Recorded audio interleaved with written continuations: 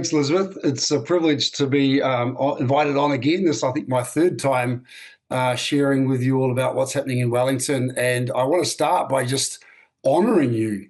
It's great to know that every Monday night there are people gathering across the nation. I can see people from Whanganui to Dunedin gathering to pray and lift up our nation and different aspects of our nation. So it's a privilege to share about what's happening in Wellington. So Elizabeth said, my name's Phil. I lead the Gateway Baptist Church, which is the Baptist church on the Miramar Peninsula near the airport of Wellington. And I've been here for about 22 years. For the last probably 20 years of that, I've been leading Pastors Network in the eastern suburbs. And for the last 4 or 5 since COVID, been leading the City Pastors Network in the inner city. About 4 or 5 years ago, I started leading the Council of Wellington Churches, which is a group that's been in existence for about 80 years in the city, trying to build a network or trying to lead a network of churches and Christian churches, connecting with civic leaders and trying to impact the city. Over the years, they've had mixed success based on leadership. These things often dependent upon leadership, and sadly I picked it up 4 or 5 years ago after it had been kind of in decline for a decade or so, and trying to rebuild and give new connections and new life to it. There's a lot of new pastors in the city, so trying to build connections with them.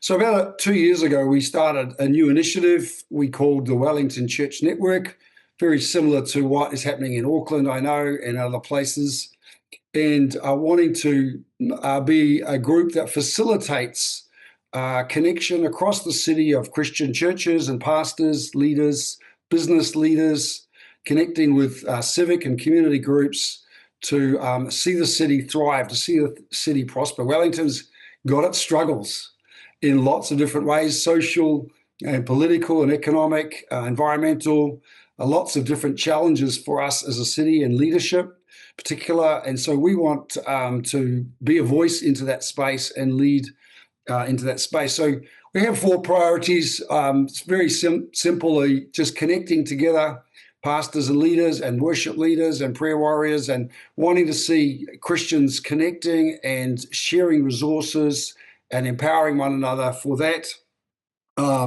We want to worship and pray together. And so there's supporting the initiatives that are happening across the city, things like Open Heaven, Prayer at Parliament, the prayer breakfast that's coming up, which I'll talk about a little bit later, Intercessors Aotearoa, which happened last week. We're not running those things, but we want to support and promote and encourage churches across the board to connect and engage with those initiatives. The other 2 are things that are very aspirational at this point, because we're not in that space of serving the city together and declaring the gospel together. We're still building relationships. We're still building trust and fellowship. And so although there are some initiatives happening that we are promoting, like Christians Against Poverty and the City Mission and those sorts of things, and there are some initiatives to declare the gospel through things like the Hope Project, we've still got a long way to go in those 2 areas of serving the city and declaring the gospel in the city. But we're believing that as we build a strong foundation of fellowship and trust and good friendships amongst pastors and churches, that God will lead us to collaboratively work together to serve the city and to share the gospel. So the leadership of this church network has been a challenge. As I said, the Council of Wellington Churches has got very small. And so in 2 weeks' time, I'm gathering a group of key pastors together, about 8 key pastors in the inner city, to really pray, seek the mind of God, and talk together about the way forward of leadership in the city. And my prayer and hope is that all of them will say, yes, I want to be on a team to lead a city network, so that it's broader than just me and 1 or 2 others. and that we have a good representation of churches that are working together as a team to lead a city network. So we'd appreciate your prayers for that. We have one of the guys from Australia, Greg Whitaker, coming over in July, and he's written a wonderful book called Unity for Movement, which I'm reading at the moment and being thoroughly blessed. And I'm excited to have him come to Wellington in July to share with the pastors about unity and what are the potentials, how can we step into that space cohesively, collectively. And so that's going to be an exciting time. So I appreciate your prayers for that. So yeah, for the network of Wellington Church Network, just praying for that meeting in a couple of weeks' time, for key pastors to be a part of a coordinating team, a leadership team of the city, to join me into coordinating those 4 priorities of connecting, praying and worshiping, serving, and declaring the gospel in the city together. One of the things that I've been working on quite a bit over the last 6 months is the Wellington Prayer Breakfast. Wellington hosted what was called the Capital Prayer Breakfast for quite a number of years, I think 25, 30 years in Parliament and in the Town Hall. But just before COVID, those prayer breakfasts stopped. I'm not quite sure exactly why. Nobody's been able to really tell me. But those prayer breakfasts no longer continued. So it was as we started the Wellington Church Network, one of my dreams was to see us reestablish prayer breakfasts, annual prayer breakfasts. And I was delighted that the New Zealand Christian Network had already been running them in Auckland and Hamilton, and came alongside us and said, how can we help make Wellington Prayer Breakfast become a reality? So very excited to be partnering with the New Zealand Christian Network, helping us with ticket sales and sponsorship and promotion of the breakfast. We're wanting it to be an opportunity for not just pastors and business leaders, but for ordinary people who love to pray to come together. So we're inviting youth pastors, children's workers, intercessors. We've encouraged churches not just to fill up their tables with business people who could afford a breakfast, but with those people who couldn't afford a breakfast but love to pray for our city. And we want to see people come together to do that. So people from every culture and language, people from all the different denominations, and I think we've got a pretty good spread coming so far. We're having 3 prayer themes during the breakfast. The first one is the social needs of our city. Wellington has deep social issues in our society, so we're wanting to pray into that, and we're going to be led by the city missioner, Murray Edridge, who's going to be sharing and praying, and then we'll be able to pray into that. We are the capital city, so a key prayer theme for us is governance and leadership of our nation and our city and our church. So we're going to spend some time hearing from one of the MPs who's going to be praying for us, Greg Fleming, and he's going to be praying and leading us in prayer. And then we're going to have an opportunity to pray over the leaders around our tables. There's some city councillors coming. There's some members of parliament coming. Pastors are coming. And we want to pray a blessing for the leaders of our city and our nation and our churches. And the last one is praying for the spiritual climate of the city. We want to see God move. We want to see the Spirit of God poured out upon the city.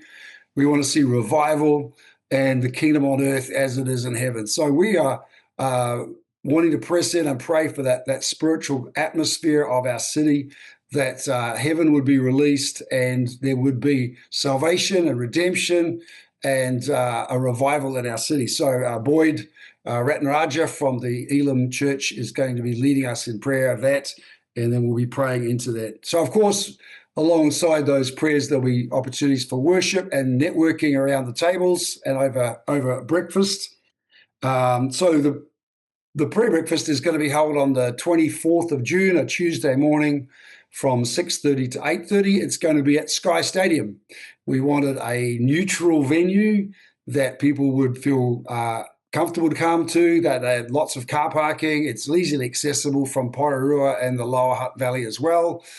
And it's a place of worship, worshiping the All Blacks and the Phoenix, but we want to turn it into a place of worshiping God and praying and seeking God's face over, blessing over our city. So it's going to be held in the members gallery of the Sky Stadium. And so far we have 290 tickets sold. So, which is about 90 tickets more than I was anticipating. So I'm very excited to have the 290 and ticket sales close next Tuesday. So there's still time for people to register and purchase tickets. And I'm believing there'll be over 300 people there, which is going to be a very exciting start to our annual prayer breakfasts. So how can you pray for Wellington? I've put a quote. I think Elizabeth's going to share it in a moment from an Australian church historian. I think his name, Dr. Stuart Piggin. There are three essential ingredients for a move of God's Spirit and revival: extraordinary prayer, unexpected unity, and heightened expectation or faith. And so I'm wanting you to pray into those three things for us: extraordinary prayer, unexpected unity, and heightened expectation. I'd love you to pray for trust and unity amongst pastors and leaders, for key leaders to rise up as a team, and for the outpouring of his Spirit on Wellington. And then for the prayer breakfast, I think I've put a couple of prayer points up as well there. For those who come, that they will be blessed, increased faith and expectation, that God will hear our prayers and heal our city. We need him to move in our city and heal our city. For wisdom, for the organising team, there's a whole lot of things that are going to happen in the next 2 weeks as everything comes to a head. So appreciate your prayers for that. The three themes that I've just mentioned, the people who are preparing the videos and the content of those prayer themes, your prayers for them would be great.